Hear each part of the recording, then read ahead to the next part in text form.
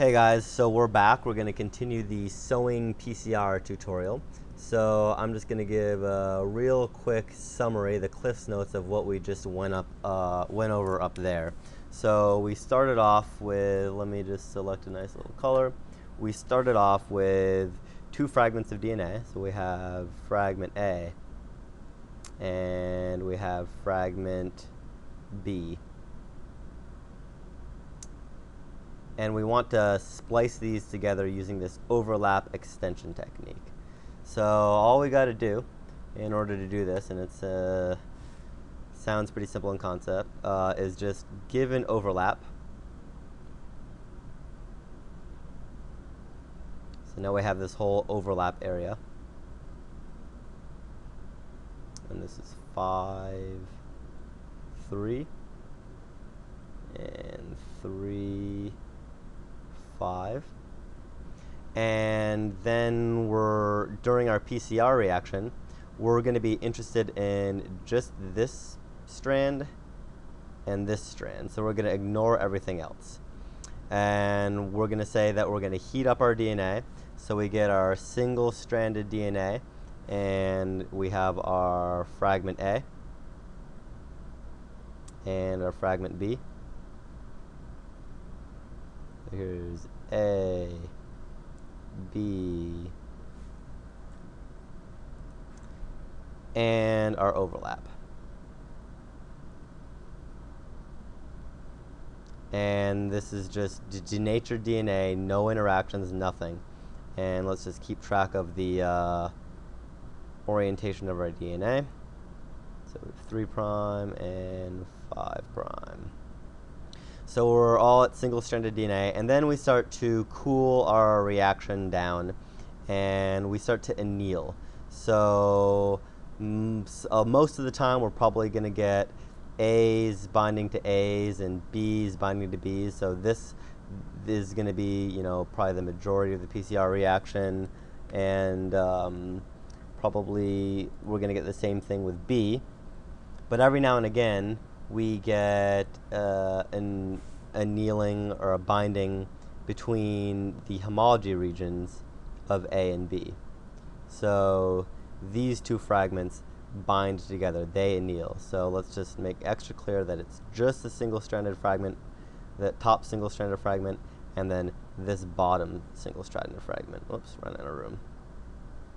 So these are going to anneal, and then once they're annealed, it's going to act like a primer, and DNA extends from the 5 to the 3. So this is just going to extend that way, and this is going to extend that way until we get a whole fragment, which can then be amplified by PCR. So we're just going to include some primers in there. So there's a primer, and here's another primer. And this primer will go that way. This primer will go that way. And you can see that we're going to start to get a chain reaction here. So this soeing fragment, this AB fragment, that was this overlap extension fragment that actually went through this process, is the only product that will allow for a PCR.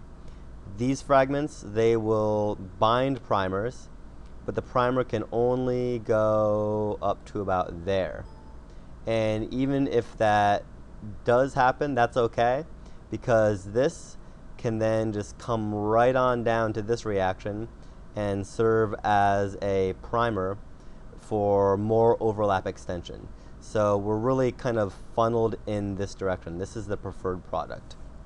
So the application for this kind of a technique is pretty simple. We'll first look at if, say, we have a part. So here is a DNA sequence, and in our DNA sequence, maybe there's a base pair, let's say something there that we don't like, and we want to get rid of it. We want to change it. So sewing is a great and easy way to do that, because we can join two things. That's really the power of sewing. So all we got to do at a conceptual level is we're just going to PCR this into two chunks. So we're going to PCR with a forward primer that way. we're going to PCR with a reverse primer that way, and we're going to PCR with a forward primer here, and a reverse primer there. So these primers, don't worry about it. Those are easy. Those are just standard PCR primers. We got a forward and reverse.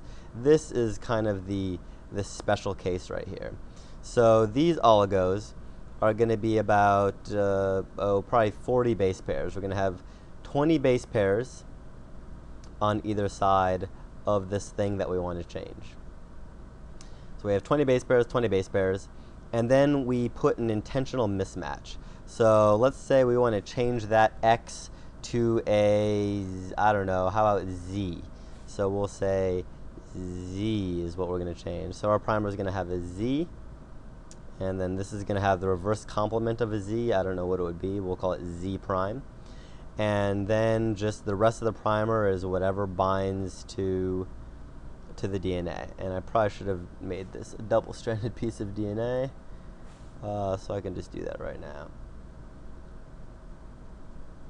And again, we want to change that. So the product of this reaction is going to be, we're going to run these as two separate PCRs. So we're going to have one PCR, let's label our oligos. We'll say our oligo is going to be 1F and 1R. Here's 2F and 2R. So we're going to have two reactants. We're going to have reaction 1, which is, let's say, reaction 1, which is using 1F and 1R. And we're going to have, that's reaction 1. And we're going to have reaction 2, which is going to be 2F and 2R. And we're going to be using the same template for each reaction. The only way they differ is in their oligos.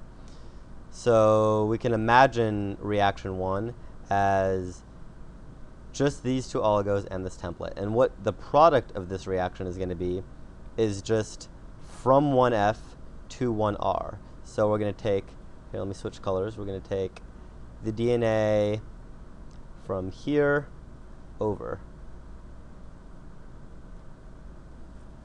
So our product is going to be here. So it looks like and if we were to kind of think about where our oligos fit in, our 1R would have been kind of from, I don't know, let's say from there to, it looks like I messed up. Let's ignore that little area. Our 1R would have been from there to there, and we're going to have a Z in the center of it. So our template had an X, but now our product is going to have a Z.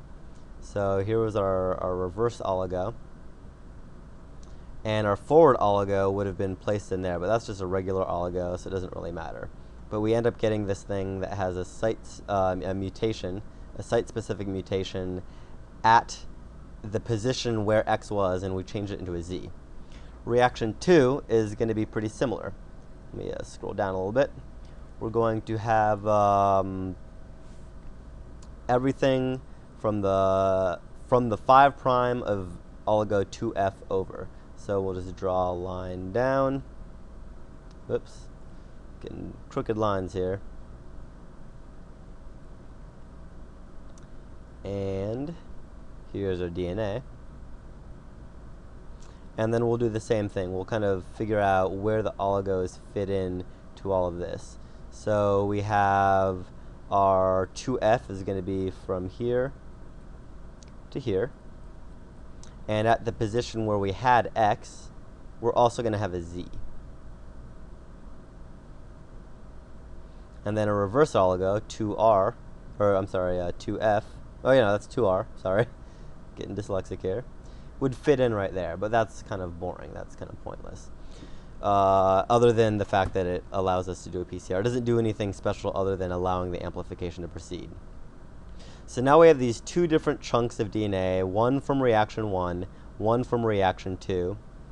each of which has mutated this X. So we used to have an X right at this line, and now we have a Z. And we can run these individually, and we would clean them up. We'd probably run them on a gel and purify them out of the gel.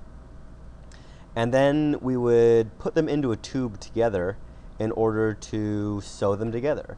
And at this point, the sewing is the exact same thing as previously described.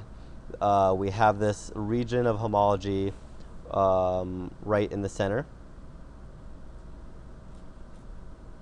And this is where all the magic happens. So just to kind of review one more time, we're only going to be paying attention to this strand, the 5 and the 3, the top strand and the bottom strand, 3 and 5. So we heated up our strands denature, and then we get something that looks like this. So we have our Z, and this is our top strand. And our bottom strand also has a Z, or I guess it would be Z prime. And we have this overlap area. And should be drawing an arrow just so we know what's what. And here's our 5, 3, 3, 5. So DNA only extends from the 5' to the 3', so we can already kind of predict which direction we're going to be going. As soon as we anneal and start the extension at about 72 degrees, our DNA is going to start growing in that direction. And same is going to happen over here. Once we add in our oligos, this is going to be the preferred template, which is going to allow us to do an actual PCR reaction. And from there, you end up with a, oops, did I forget to name my things? Well, I guess I didn't. If we end up with this spliced original part. So our original part used to have an X right here, and we end up with our original part except that it has a Z in it instead of that X. So kind of a review, kind of if I had to summarize it all in one little drawing, is we start off with a piece of DNA that we want to mutate right there. We go to 2 different pieces of DNA, each of which have, something else that we've mutated, and they also have their overlap. And these are 2 different PCRs, and then we put them in the same pot, and then we can sew them together or splice them by overlap extension in order to maybe change them to something else. So if we change them from an X to an X with a circle around them, that's what we're going to get. We'll be back in a couple seconds with another example for sewing PCR.